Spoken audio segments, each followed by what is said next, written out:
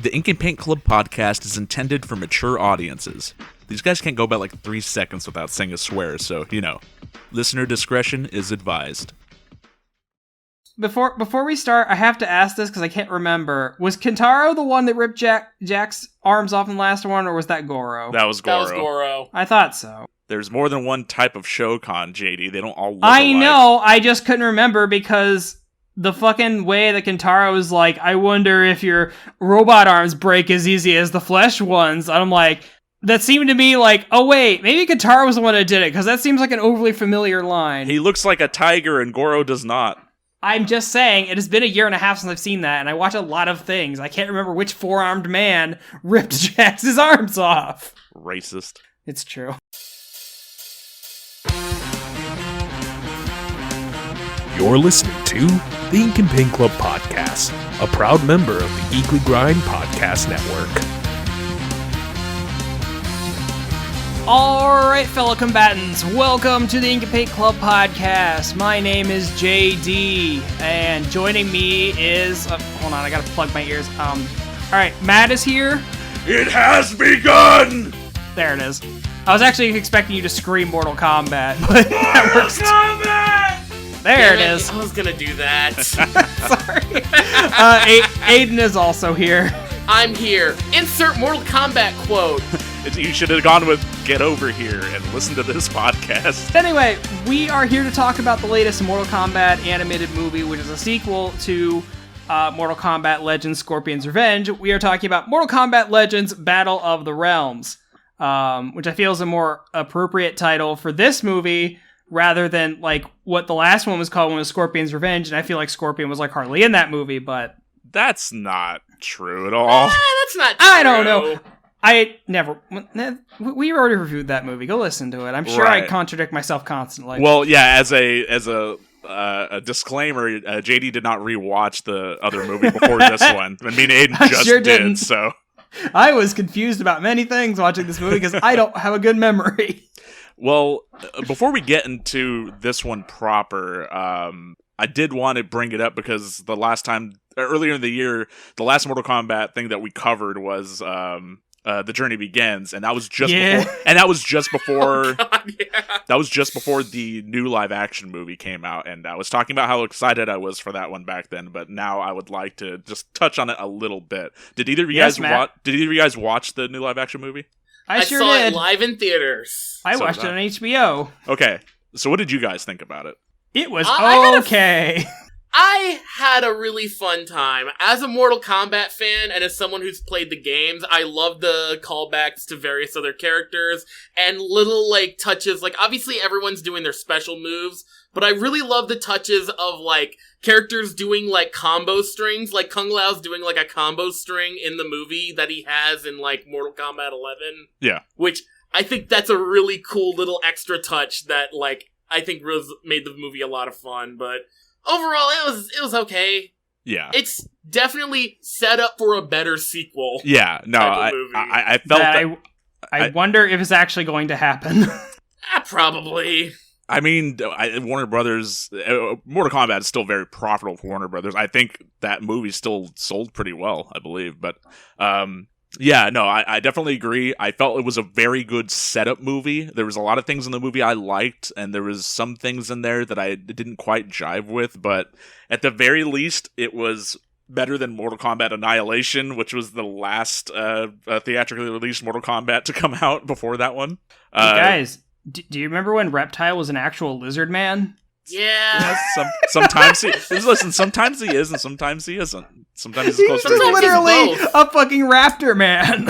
I felt it was a good setup movie. I think the sequel to that, because I know that they're gonna do that. They have to. I feel like it'll be a better movie for having done this one. And it definitely changed a lot of things. But I mean, and I mentioned this during Scorpion's Revenge too. Every time that they go over the events of Mortal Kombat 1, Mortal Kombat 2, Mortal Kombat 3, they always change things around, which is nice to some degree because it's not exactly the same every time. And yeah, they definitely change a lot of stuff in Battle of the Realms as well, which is kind of what I was... A lot of stuff. Yeah, which is kind of what I was getting at by bringing up the live action movie. I have one more thing to say about the live action movie. Yes. Do you guys remember when Kano was a good guy? No. Well, I mean, he was and he wasn't. Like, He was on the good guy's side. yeah, but For a little bit. But he was there to kind of lead them astray. Like, he was. Do you remember when his laser eye was a superpower, not a cybernetic implant? That was something new. Yeah. That was really dumb. Listen, though, hey, Kano was the best part of that movie. He was the best part of that movie, hands down, but I will say, them making it a power instead of just a cybernetic eye is really goddamn stupid. Well. Like, I get it, they need to have some reason as to how characters can, like, shoot energy out their hands, but come on. I also like that Jax's true robot arms are a superpower. Yeah. It's like, he has these skinny little skeleton robot arms until he gets his superpowers, then he gets the big beefy ones. Yeah. I don't know. Anyway. I thought that, for the type of plot that they were going with, yeah, I thought it was fitting. And, like I said, the sequel, whenever that comes out, because I know it's going to happen, because Mortal Kombat is very profitable for Warner Brothers, I'm sure it'll be an even better movie. The sequel will be better if they immediately kill off the insert character. Oh, Cole. Yeah. He was the worst part of that movie. Yeah, but I don't know. It's weird. Like I guess they felt they needed like a stand-in, like to explain the events that are happening, so that I don't know. But yeah, he fulfilled the role that Johnny Cage typically would have filled. So I miss Johnny Cage, but they're gonna go. They set up that they're gonna go get him. I miss Johnny Cage when he was in the live-action movie. But in Battle of the Realms, honestly, I could do without him. Now, how would you guys feel if in the Mortal Kombat sequel they actually get live-action Joel McHale to be Johnny Cage? He was saying that he was down, and I think it would be fine. But honestly, there is a wrestler that has been kind of throwing his support behind trying to get the role, The Miz, and I'm familiar with his work. Oh my god. Never mind. Good. I love Joel McHale, but fuck him. I want The Miz to be That's a fucking Johnny Cage. That's a good casting point. That's good casting. Yeah, I think The Miz would be great, and I'm kind of hoping that's amazing. I'm kind of hoping that's who they cast. Like, I think that would be really good. Yeah. But anyway, we're here to talk about the animated Mortal Kombat, not the live one. Yeah, so we did do that episode on Scorpion's Revenge. Definitely go listen to that one if you have need a refresher on what that movie is before going to see this one. But previously on Mortal Kombat. Yeah, but Aiden wasn't part of that episode, and he just watched Scorpion's Revenge for the first time along with Battle of the Realms. So I wanted to ask you, Aiden, what did you think of Scorpion's Revenge? It was fun. I'd say it was a really fun time. Like, I'm really this kind of like it's taken them this long to make a really good, faithful adaptation of Mortal Kombat in animation form, and I think they did a really good job with it. I do think that there's parts, because, like, again, they change up parts of the story a lot with every different adaptation, and that's fine and all, and personally, I think it was really cool seeing, like, not just, like, all the recognizable characters, but seeing weird, like, deep cuts. Like, one of the fucking first one of the first characters you see, like, not first, but early on in the movie when Scorpion's in the Netherrealm is fucking Moloch from Deadly Alliance. Yeah. Which I thought was really cool. And, like, there's other, like, most of like, the little deep cut characters all get kind of jobbered, but, like, overall, it was a fine movie. And I mean, that happens a lot in Battle of the Realms as well. Oh god, yeah, but, like, it was fun. I definitely was, like, I don't know, I didn't have a whole lot to do with it. I just had a really fun time. I will say the violence in Scorpion's Revenge and in Battle of the Realms is on fucking point. Yeah.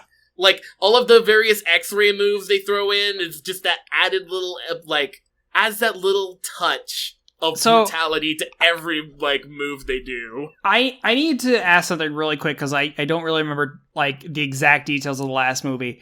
Do you feel that the X-ray moves were ramped up significantly in this one compared to the last one? No, actually. I'll be honest, I think Scorpion's Revenge is way gorier. Yeah. Like, just the first scene alone with Hanzo, like, fighting off all the Lin Kuei, that is, like, more gore and violence than there is in, like, most of Battle of the Realms. Yeah. All right then. Yeah, I don't know. That's one of the things that I feel like Scorpion's Revenge is better for than Battle of the Realms, is that, yeah, as far as the fighting and like the kills and the gore and everything, I feel like it was done better in Scorpion's Revenge. Not to say that what they do in Battle of the Realms isn't good. It's just I don't think it's as memorable. Like specifically, yeah, the X-ray moves. There's not as many of them in this one as there are in Scorpion's Revenge, but also there's like those animated sequences in Scorpion's Revenge where, like, you know, it turns all red and like it's really stylized and stuff. And they do that a few times here in Battle of the Realms, but they don't do it in like they do it a lot more in Scorpion's Revenge, and they do it in places where it accentuates the scene very well. Yeah, because in this new one, they had a really cool shot in one of the Liu Kang fights. Yeah, I don't know what it is. They just I would hope that they were at least afforded the same budget. I would hope that, you know, a bit more. But I don't know. Maybe they just decided to cut down on those as to not oversaturate it, or. I feel like a lot of it comes down to, and I'm sure we'll get more into it, but a lot of Battle of the Realms is a lot more like driven, or it feels like it's kind of trying to cram a lot more story into one movie, rather than giving us a whole lot of just tons of just bloody violence. Because like with Scorpion's Revenge, it's still mostly just the story of Mortal Kombat 1 retold with a few extra characters, like Quan Chi is there, Reptile, Katana, etc. All of them are there. Reptile was in Mortal Kombat 1. Okay, you got me there. He was the very first hidden character in a fighting game, you know. Shit, you got me on that one. Fuck, fake fan alert. Shit. Well, and here's another thing too, is that when I do bring up like how they do change a lot of things in different adaptations, I do still feel like for the new live action movie and for this set of 2 animated movies, they're still mostly following story beats established by the reboots. So like from the events depicted in Mortal Kombat 9, where they go over the events of the first 3 games and kind of recontextualize everything with like characters, because in Mortal Kombat 9, during the events of Mortal Kombat 1, the first tournament, they do have characters in there that won in Mortal Kombat 1. They have like Quan Chi, they have, you know, Sector and Cyrax, Katana, you know, Jade, a bunch of those characters. So I do feel like they are adhering to one timeline of the games in these other adaptations, but still also changing things from there. Understand? Okay, that makes sense. I never played Mortal Kombat 9. That's the one I skipped. Okay. Yeah, it's interesting because you get to see a lot of characters in your. Okay, here's actually a very apt comparison, I think. Much in the same way that a critical story point in this is the merging of all of the realms, the producers did a lot to try to merge a bunch of elements from a bunch of different Mortal Kombat games into this story, which takes place during the Mortal Kombat tournament, the last what is supposed to be the last Mortal Kombat tournament. Yeah. Because you see a lot of different like design elements from like different games that don't take place in Mortal Kombat 2, like Johnny Cage's attire is based on what he wears in Mortal Kombat X and 11, which is supposed to be like after a time skip when like he's more entranced in the special horses and stuff. When he's become Earth's greatest hero, Johnny Cage. Yeah. And then you see like a lot of different characters that are supposed to show up later in like different timelines, but because of the rebooted timeline, it kind of makes sense for them to be there. Kind of, you know, you see characters like Reiko from Mortal Kombat 4 and Li Mei from Deadly Alliance, Devora from Mortal Kombat X, and then even like Stryker, who's supposed to show up during the events of Mortal Kombat 3. It feels like they just took a grab bag of like jobbers, various jobbers and various characters from Mortal Kombat history that people like or people remember or people don't care enough about, that watching them get killed isn't a big deal.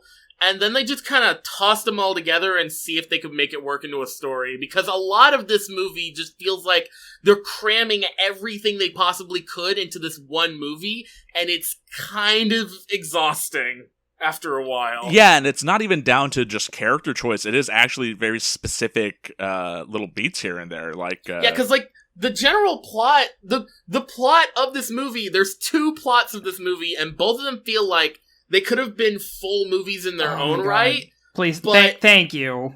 But instead they merge them together in a way that that makes it to where it doesn't work when you go back and forth between them, because, well, if I can just mention the general plot of the film sure. at this point. Yeah, go. Okay, so the general plot of the film, one half of it is, basically Earthrealm and Outworld are battling each other, and Raiden and Shao Kahn decide to go to the Elder Gods to declare one more Mortal Kombat for the fate of the realms, and that's going on.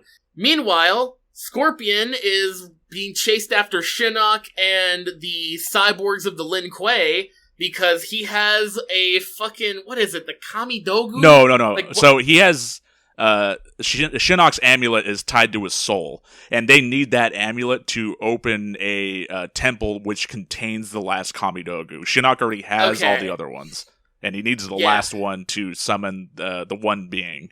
And right off the bat, we have an issue, because that's two major, like, big final bosses in one movie, and neither of their plots really intervene. They just feels like they tossed, like, both of movies into one film, and it feels exhausting after a while. And really kills the pace of the film, especially, because I feel like the most fun parts of the movie are the tournament half, where you get to see, you know, all of Earth's defenders, and then you get to see characters like the aforementioned frickin' Li Mei, D'Vorah, fucking Reiko is in there, Kintaro is in there, like all these just jobber characters that have fun designs, and all of them get their asses kicked.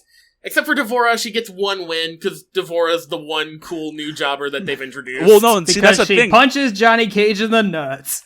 Well, and that's the thing, too, is that D'Vorah typically is not a jobber, because in the events of Mortal Kombat X and 11, she's actually one of the ones that is, like, around for the plots of, like, those entire games. Yeah, but in this movie, she's kind of relegated to another contestant. No, but what I mean is that of all the characters that are displaced here from the timeline, like, you know, it's like Stryker's absolutely a jobber. Li Mei, nobody gives a shit about. She's a jobber. Reiko's a jobber. Like, you know, nobody gives a shit about Reiko. Like, and that was another thing too, that in the live action movie, like, Reiko's in there too, and like he's a jobber. Like, I don't know what executive keeps pulling Reiko and Nitara out for these adaptations, but you know what? Good on them. I like seeing these funny deep cuts get killed. It's just that meme where it's just those two characters, and the guy's going, I just think they're neat. Yeah.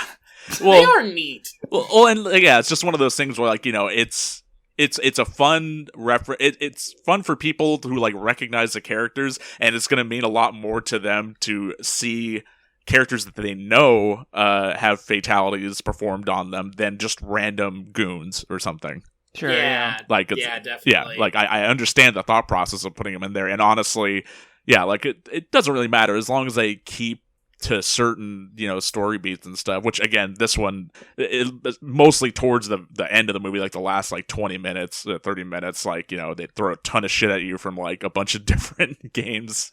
And also, because JD brought it up, one thing I have to say, I watched both movies back to back. Between both movies, Johnny Cage got hit in the nuts like 3 times. I didn't see him punch someone in the nuts once. He does in Scorpion's Revenge.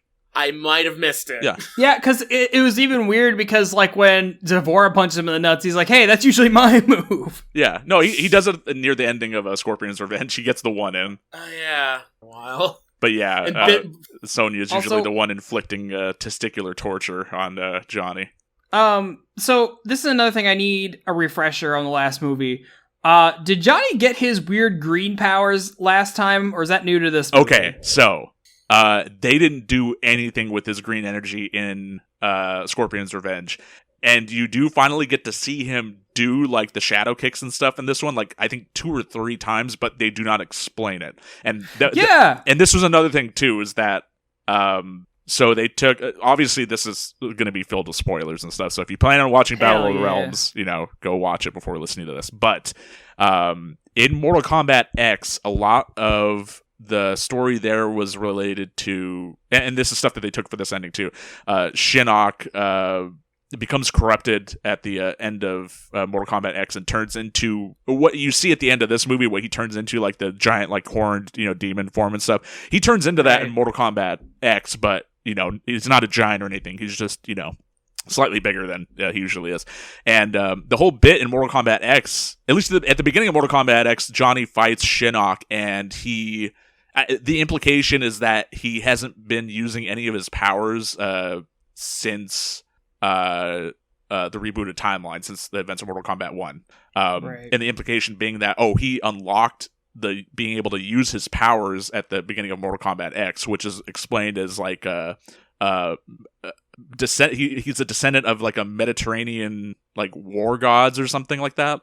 I can't remember exactly something what it like is. that. Yeah, it's a really dumb explanation. Well, from what I remember, I imagine that type of thing is a lot harder to explain than like in Mortal Kombat 1, Sonya doing her projectiles and stuff. They recontextualize that as her using like gadgets and tech and stuff, which makes sense for the special forces and everything. With Johnny, it's a little bit harder to explain because he's just supposed to be like a very top tier practitioner of like karate and stuff. And him certainly top tier in MK11. Sure. But yeah, so that was something that they completely skipped out on for Battle of the Realms. They took the story beats with like Shinnok turning into that form and everything, and Johnny being able to do his shadow powers, but they don't address how he's able to do it, where it comes from, any of that stuff. And you know what? Honestly, they only have like an hour 20 minutes for both of these movies. That's fine that they're not going to go into total detail about it, but it's just another one of those things where it's like, yeah, they're just kind of picking and choosing different story beats from different games and even the movies and stuff, because there's a couple of what I would see as references to some of the live action movies seen here, and I'm not sure if that's just purely coincidental, but stuff like at the very beginning of Battle of the Realms, you see what is a flashback to Liu Kang's parents getting killed by some Tarkatans, and Raiden saves the baby Liu Kang. In that new live action movie, Raiden saves Scorpion's surviving daughter, and that leads to the bloodline, which results in Cole. So that's how when it's revealed in that live action movie that Cole is a descendant of Scorpion. And so I feel like Raiden saving a baby at the beginning of the movie is like something that they both share, which is interesting. And then the other thing too is that at the ending of Battle of the Realms, Liu Kang turning into a dragon. It's like Mortal Kombat Annihilation, where the whole part of that movie is him trying to unlock his animality, and he turns into a shitty looking dragon in that movie, and it's just a bad time overall. Look, I'm not gonna lie. As rushed and really crammed as this movie feels, I fucking loved how they've turned into a fucking kaiju fight at the end. Yeah, I was kind of like, that was the one thing I was looking for, was like, because like near the end of the film, Liu Kang has this one really amazing fight with Shao Kahn, and it's a really well done and animated fight, and it's really fun. And the whole time I was just thinking, He should have finished him off in a more Mortal Kombat like way, and I was just kind of waiting for that dragon fatality, and then it happened, and then he fought fucking Shinnok's giant monster form. It was really cool. So this is like the last major thing that I feel like might be references to other versions of Mortal Kombat, is that in a part of this movie, Raiden wants to fight alongside the Earthrealmers and take place, but being able to participate in the tournament. And so he has the Elder Gods make him mortal. And so this is something that is also in Mortal Kombat Annihilation, because I was about to say, I take issue with this, but continue. Yeah, so he makes himself mortal in Mortal Kombat Annihilation, and then another thing which is kind of weirdly recontextualized is that in Mortal Kombat 11, at the end of that game, Raiden imbues his godhood into Liu Kang and becomes mortal, and then Liu Kang becomes the fire god Liu Kang. And that kind of happens here too, except the Elder Gods are the ones that do it for Liu Kang. And it's kind of strange. Like they don't look. I just have a problem with the whole execution of Raiden becoming mortal, because like I get the sentiment of it that, okay, Raiden this is the last Mortal Kombat. Raiden wants to get in on this to, like he said, he wants to hedge their bets on this. But doing that robs Raiden of, like, anything that made him cool. He can do the fucking Superman fly. He does it once. He does it once. And honestly, it's only when he's, like, starts beating ass. And it was right at the end before he dies. When I was watching Battle of the Realms with my friends, and he fucking does that Superman, like, fly. And he... Like, if you've played any Mortal Kombat game, you know what Raiden's supposed to sound like when he does that move. And the voice actor for Raiden in this, like, didn't even, like, you're just supposed to go all out when you say that, like, they go, Johnny Monica! Like, you're supposed to... Yeah, and he says some gibberish, but, like, it's very low and, like, calm. And it was so funny to me. Like, it's like, come on, man. You gotta go all out with that. It was the same thing with, like, Liu Kang in both of these movies. He doesn't really go all in on, like, his, Bruce Lee, like, yells and stuff. I feel like when he starts beating ass on Shao Kahn at the end, that's when they really dive into it. That's when, they only do it on, like, moments when Liu Kang is really just going all out. Yeah, so I do wish they did it more often, though. Yeah, same. I was glad that he did, like, go more into it, like, during that last fight with Shao Kahn. I was glad about that, but, you want more.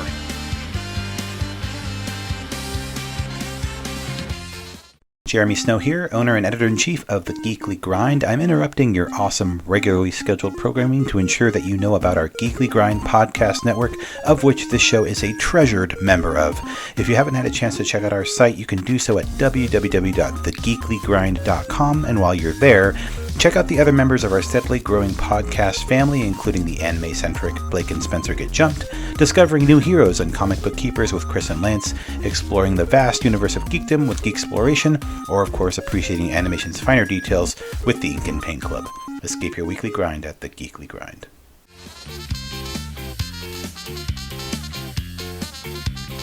So, another thing, I'm sorry I keep asking all these questions, like... That's fine. Because... Ask me. I'm the Mortal Kombat lore master. Okay, so it's more of these, like, did this happen in the last movie to make something make sense out of something in this movie?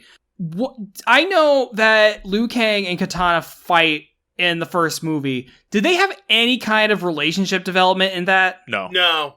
Okay, then why the fuck is she all over him in this movie? Because you can't resist. For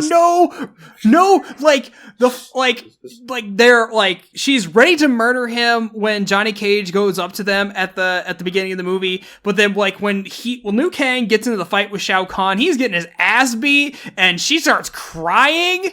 And then, as soon as she thinks she's killed Shao Kahn, she's like, all right, I'm gonna immediately surrender to my man that I've claimed, apparently. Yeah, it's real. Again, it feels like there was 2 movie scripts and they just crammed them both together without any... I feel like there's a half hour of this movie missing that is all character development. I'm willing to look past that for some specific reasons. A lot of the times that they go over the course of, like, Mortal Kombat 2 or whatever in these, it's mostly Katana goes over to the side of Earthrealm very early in a lot of those stories. This is the first time that it's ever taking her like a considerable amount of time to finally, like, join the good guys. And I feel like that works well with, like, kind of, she's, supposed to be a general in Shao Kahn's army, but in a lot of those other stories, you don't see it that much because she what's the word? Defects so early on. So at least in this one, there's a little bit of a hint dropped there where it's like, Liu Kang is fighting Katana near the beginning of the movie. It's just like, are you still fighting on the side of the bad guys? She's like, well, I don't really have much of a choice. So, there's already the seeds planted there that, she doesn't want to, but she kind of has to. Her defection isn't what bothers me. It's how fast that she forms a relationship with Liu Kang for seemingly no reason. Well, here's that. Yeah. Well, here's that thing too. Like, specifically the part that you mentioned about her trying to seemingly killing Shao Kahn and then immediately, like, that. I didn't view that as I love Liu Kang bit. That was more of like, well, Edenia is like her realm and it's already been merged. So she was mostly just trying to, in that moment, give them control or give them the victory. That way they can unmerge the realms. That was more of her specific what I'm saying is that, like, when Shao Kahn is beating Liu Kang to shit, she's crying in the stands. She, like, kisses him for seemingly no reason. it just seems weird. But I do want to say her fucking the entire sequence of her like refusing to kill Liu Kang, throws her knife into fucking Shao Kahn's pectoral chest, immediately claims herself as Empress and surrenders. That entire like 15-second thing is one of the most unintentionally hilarious moments of this movie. No, it's like because it is so quick. No, it's like Transformers or something. Like as soon as Starscream thinks that Megatron is dead, like just tries to take control. Like didn't even see if the body was cold yet. No, yeah. She turns around, it's like, I'm the Empress now. I surrender to the Earth Realmer so they can restore my homeland. Yeah, and it's like. It takes place in the course of like 10 seconds, and it's just like, because it's so quick, it is unintentionally funny. So, speaking of other things that are funny in this movie, there's a bit there where there's like a flashback, and it's Raiden and Liu Kang are talking, and Liu Kang is asking Raiden, why am I the chosen one? And when I was watching this with my friends, I jokingly said, because I chose you.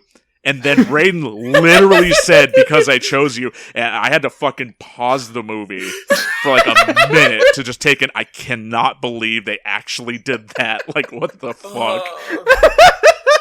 God, that's so dumb. Yeah. That's so fucking dumb. Another thing very funny to me, like specifically in the tournament, as soon as, like, you know, Raiden's first fight, like, you know, as Immortal is against Reiko, and it just goes to show how much Raiden had to rely on, like, his powers and stuff, because Reiko actually, like, fucking managed to beat Raiden's ass, like, before finally losing. But just the fact that it just goes to show, like, man, Raiden kind of sucks, like... Yeah, he kind of do. And the other thing, too, so... when Shang Tsung and Stryker are fighting, you finally get to see Shang Tsung do like one of his trademark abilities, which is able to copy other people. And the only person he copies in this movie is Stryker, of all people. Of all people. Of all people, he copies Stryker, who is just a dude. He's just a cop. He literally, like, I think the whole reason is just Jax found him, and he brought him to the fucking front lines in the Shaolin Temple, and that's why he's here. Yeah, Stryker is literally a street cop, and like he even says before they take him into the portal, is like, the people at the precinct are not going to believe any of this, and then he just fucking eats it like almost immediately.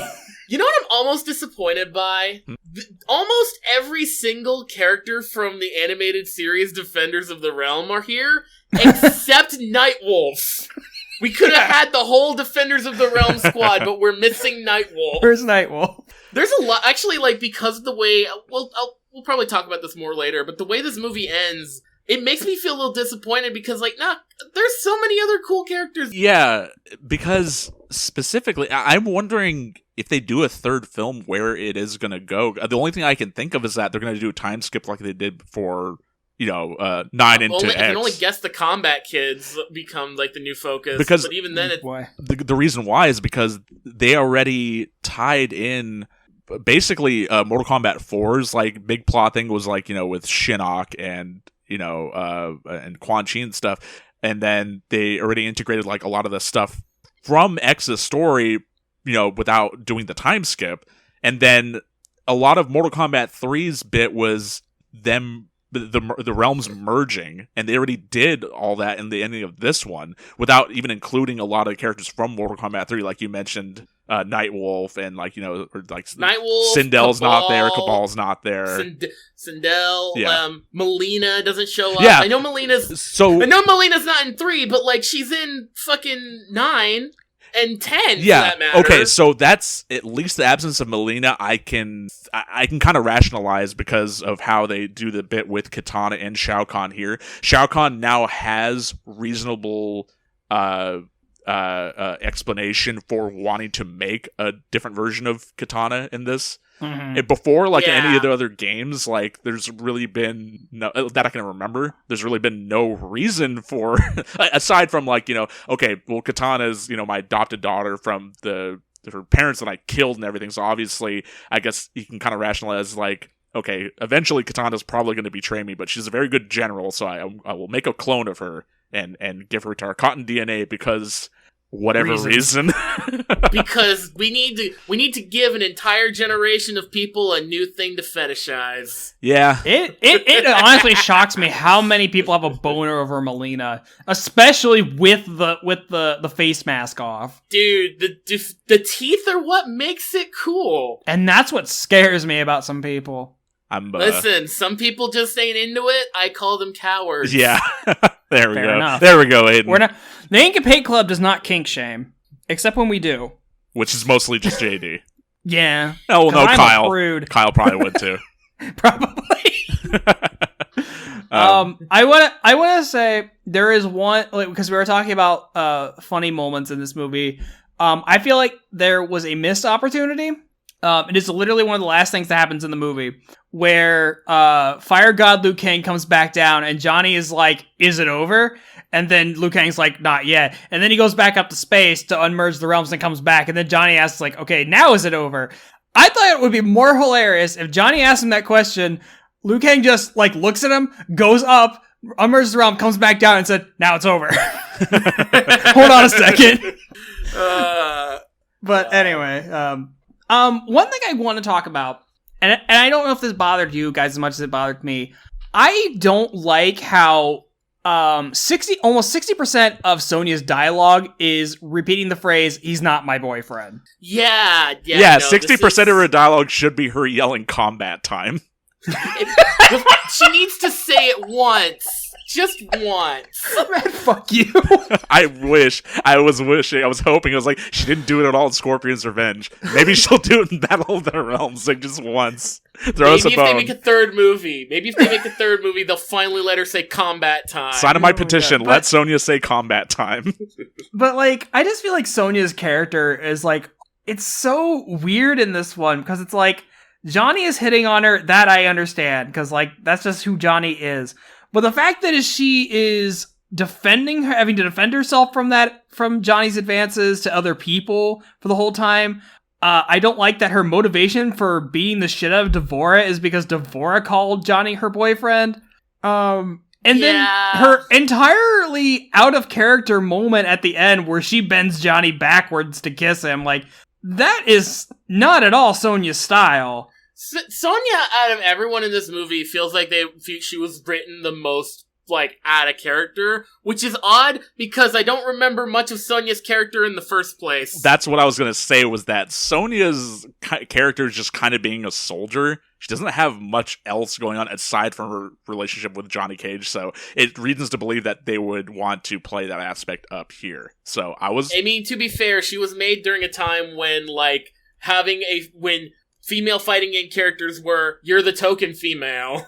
Well, and here's the other thing, too, is that, at least in the games, they didn't start to explore any of that stuff until Mortal Kombat 9's retelling of, the first 3 games. Of course, that was a thing in the first live-action movie, but that's probably a reason why they even included it in the games in the first place. Yeah, but it's like, I've always felt like Sonya's character is like, she is a hardened soldier, and the fact that she, like, relents so easily in this is just like, that doesn't make any sense.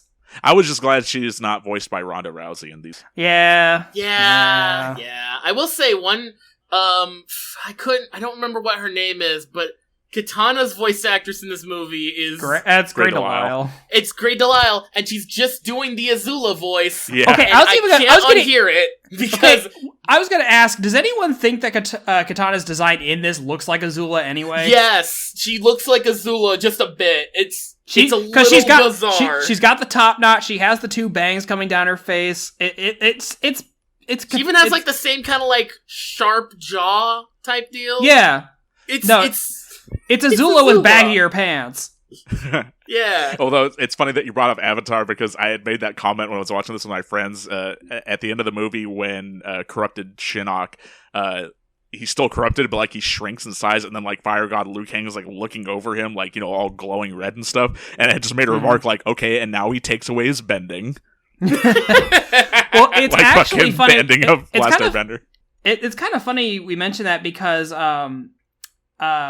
one of the aside from Warner Bros. Animation, Actually, Studio Mir apparently helped out with this, who worked on Legend of Korra. Oh, okay. I can see that. Which I do want to give this movie praise. All of the fight scenes are like on point. Oh yeah. Oh god, yeah. The fight scenes in this movie are really fun. There's a ton of them as well. Most of them are super short, but each one of them has a lot of just fun moments. I would. Yeah, it's very well choreographed. A lot of just you feel every punch in this movie, and it is brutal as fuck. Yeah, I will say this has probably... I don't remember if Shang Tsung has ever done this in a fatality. Matt, you can correct me on this one, but it has probably one of my new favorite just, ways that Shang Tsung has fucking killed a dude, and that's with Stryker, where he, rips his own head off? Yeah, possesses him and makes him rip his own head off. It's so rough. If I remember right, that is a fatality from Deadly Alliance, I think. It probably is, but still, it is one of the... They do such a good... It looks so rough when it happens. Yeah. Because you see, the tearing of flesh as he, as his neck is, ripped open. It's made even better because he possesses Stryker and makes him walk backwards into a spike, and then he has him tear his head off. Yeah, just an added extra bonus. But speaking of Shang Tsung's, murdering dudes... it's a little less flashy, but I did like the shot where he curses Liu Kang's arm, where it goes into the X-ray, but you see him go in and wrap his fingers around the inside of his arm bones and just gets right in there. The X-ray moves in these movies add a whole lot to the impact of certain attacks, and I like how and this was more in Scorpion's Revenge than Battle for the Realms, but, when it because, one of the things that I love about the X-ray moves in Mortal Kombat X and Mortal Kombat 11 especially, is that when you're watching them and you're playing them in a match, they're basically just toned down fatalities. Mm-hmm. No matter what, it's okay, I just stabbed you in the eyes and then broke your skull and cracked your neck. You should be dead. And in these movies, it's no, they're dead. Well, it kind of plays fast and loose with that because and this is one particularly sticks out in my head. It's in the beginning where Jade gets her fucking skull caved in, and she's perfectly fine later in the movie. Listen, this is Mortal Kombat. People heal very quickly unless they are just outright killed or something is removed from their body. If they break bones or whatever, they're going to be fine in 5 seconds. Unless you are Kung Lao and you are literally split in half. Well, Kung Lao's always been the jobber of jobbers. I don't necessarily agree with that. He only started doing that once Mortal Kombat 9 rolled around. There was, in Mortal Kombat 9, during the events of Mortal Kombat 2, Raiden switches out Liu Kang for Kung Lao, and fucking Shao Kahn breaks him with just a simple neck stab. Whereas in here, he fucking grabs Kung Lao's hat and throws it into his chest, and then fucking tears him right in half. That whole sequence is the most telegraphed thing in the world because the second that Kung Lao goes to fight with Shang Tsung, Kung Lao's gonna throw that hat. Shang Tsung's gonna catch that hat and throw it right back at him to slice him in half with it. It was a better death than the most recent live action movie where he got his soul sucked. Yeah, definitely. Because that was another thing that they kind of changed in that new live action movie. They changed it where Kung Lao was this respected, White Lotus. He's descendant of the great Kung Lao. Yeah, but the great Kung Lao, he fights with the cool hat. Yeah, but typically in a lot of his more modern appearances, he's really cocky and everything, and so they kind of made him more like Liu Kang in that new live action movie. And they made Liu Kang kind of he was like a street beggar before we took him in, sort of thing. And then I've always saw Kung Lao as the Ken to Liu Kang's Ryu. Yeah, no, and that he's a sidekick for the most part. Yeah, but I don't know. I feel like this was the first of these movies. Kung Lao wasn't in the last movie. He showed up here, and they didn't really show a lot of too much camaraderie between the two, which is something that usually they do when they're paired together in the other adaptations and stuff. So that was something that they didn't really missed. talk too much in this movie, did they? No, not really. I don't think they had one shared scene together in this movie. They did when Raiden revealed that he was turned into a mortal. And that was it. Yeah, that was pretty much it. So that was definitely maybe, I don't want to say an oversight. Like, I don't think he even really he didn't really mourn him too much when he died, did he? Liu Kang? Yeah. No, he did. He did. Yeah, which made that more, that was the reason why I even brought it up, was because, like, well, they didn't really kind of show, that they were, basically brothers or anything like they are, like, in all the other, things. It's one of the things you have to imply their relationship. Yeah. Yeah. Actually, so here's one other thing that's just a little nitpicky thing. So, obviously, Sub-Zero died in Scorpion's Revenge because that was the first Sub-Zero. You kind of have to. Yeah. That's integral to, Scorpion's whole, story arc. And then in this one, there's the second Sub-Zero, his little brother, Kuai Liang. And so in... What? I'm just now realizing we've been recording for like 50 minutes and we've barely even mentioned the second plot of this movie. Well, no, I kind of went over it with like talking about the Shinnok stuff and everything, but true. But specifically, it was in relation to Sub-Zero. They show him off for the first time. He's sparring with Smoke and everything. He already has his eye scar, and like I said, this is just a little nitpicky for me because in the original timeline, it's implied that he got that eye scar as kind of like a mark of death from the Lin Kuei because he was escaped trying to be turned into a robot. In the reboot, in the rebooted games in 9, Kung Lao gives him that eye scar just in a fight. And then in this one, he already has it before any of this shit goes down. And I'm wondering where the fuck it even came from. Like, it's a design decision that is integral to the second Sub-Zero, but like they just kind of just don't they don't do anything with it. Like they could have shown him getting that scar like in the movie at some point, but I don't know, really weird. That does remind me that I do like their attention to detail, at least with the environments. Oh, the environments are great in this movie. The environments are really good in this movie. I was going to say, the Outworld Stadium, and specifically that temple, the Lin Kuei temple that Smoke and new Sub-Zero are fighting at, those are ripped like straight from the new games. Oh, yeah. Yeah, I recognize like a good chunk of areas that were like ripped straight from the like new games, and I got a real kick out of like that because it's cool seeing like just like it was cool seeing these characters animated in this style. It's also cool seeing these backgrounds, like all these locations that we recognize. Yeah, that's definitely something. Like even problems with the story and everything. Like I feel like the character designs are on point.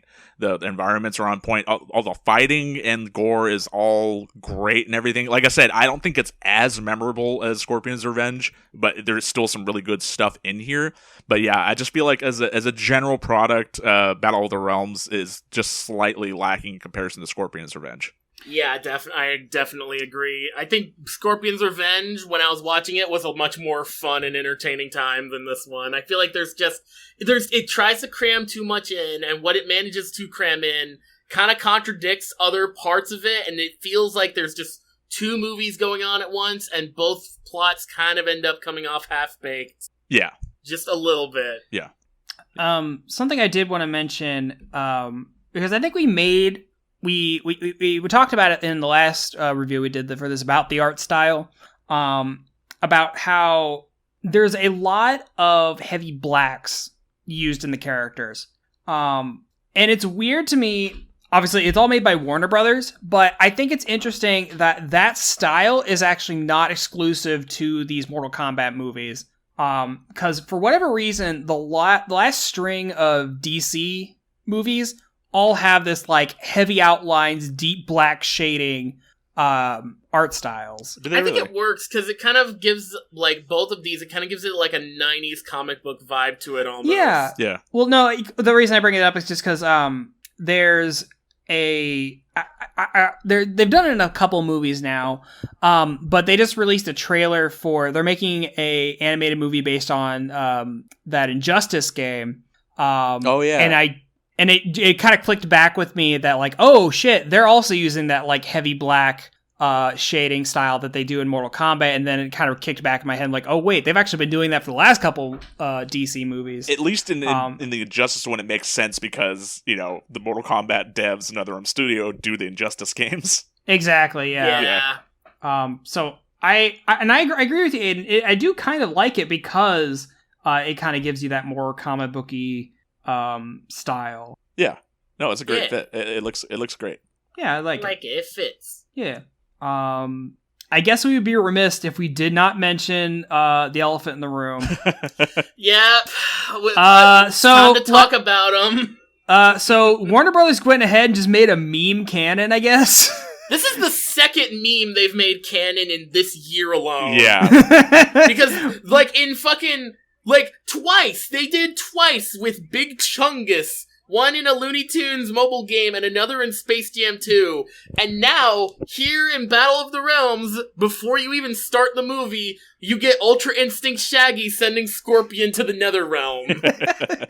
And they get Matthew Lillard to say, get over here, man. Like, get over here, man. It's fucking great. And I love that was the preview that fucking Warner Brothers put out the day before this movie came out. It was just that scene. I think that's all people needed. That's all you needed to get people to watch it. And I like that it's technically following a theme because like the Warner Brothers animation logo has always been Porky pulling Daffy back into the logo. With the last Mortal Kombat, it was Scorpion pulling Daffy in, and now Scorpion's jumping out of the logo and Shaggy pulls him in. Which makes me wonder, who's pulling Shaggy in? Like, the next Scooby-Doo Big thing... Chungus. Yeah, maybe. Just keep it going. Fuck it, why not? Because the next Scooby-Doo thing that comes out is the Courage crossover, so presumably they'll have that little intro bit in the front of that. You have Ultra Instinct Shaggy and he gets pulled in by Eustace. Oh, God, yeah. Oh, my God. I think that just came out today when we're recording this. So. It's not. I don't think it's out yet, but yeah. Yeah, we'll definitely have to keep an eye on that because apparently the Warner Brothers opening logo is an ongoing saga. Honestly, awesome. It's the best way to integrate that sort of thing. Like everyone wanted them to put fucking Shaggy in Mortal Kombat. Well, there he is in a Mortal Kombat film. It's just a little intro bit. And now Ed Boon will still never hear the end of it because it's like, well, he's in the animated movie. When you gonna put him in Mortal Kombat 12? Oh, well, this is the other thing, too, is that people are still referring to him as Ultra Instinct Shaggy, but it's like, that's a Dragon Ball thing. I feel like with the NetherRealm energy and stuff that he has going on here, he's more like Shag Tsung. Oh my God, that's brilliant. Shag Tsung. That needs... You get out of here. Oh, I think we're all gonna get out of here. All right. Yeah. Well, honestly, guys, like, I was not very wowed with this movie 100%, but it was a fun time. I enjoy the interpretation they've been doing with this in the last movie. I'm not like a huge Mortal Kombat fan. Like, I don't play the games. My knowledge of Mortal Kombat 9, 10, and 11 is watching the cutscenes on YouTube. So, that is my connection with this universe, but I still had like fun watching this. Yeah, I still think that it's a good follow-up to Scorpion's Revenge. It's just not as good a movie as Scorpion's Revenge. Mm-hmm. And it'll be interesting to see if they do another animated film, where they're going to go from here. Right. Yeah. Overall, I had a fun time. I think the movie still has its issues with pacing and plot, but I think just seeing the animated fight scenes can be enough to, like, you know, it was a fun time. I'd say this is like a strong 6 to a light 7, personally. Sure. That's kind of where I'd put it. Okay. Yeah. That's fair. Yeah. All right, guys. Well, that is our show on Mortal Kombat Legends Battle of the Realms. Let us know on our various socials and videos and whatnot what you thought about this, and in the greater Mortal Kombat universe, I suppose. But everyone, thank you for listening. Thank you for watching. Stay safe out there, and we will catch you all later. Bye. Goodbye. Thanks for listening. You can find all the links to our social media pages in the episode description. Follow us on Facebook and Twitter and join our Discord. You can listen to us wherever you get your podcasts. The Ink and Paint Club is happy to be part of the Geekly Grind Podcast Network. We'll see you next time.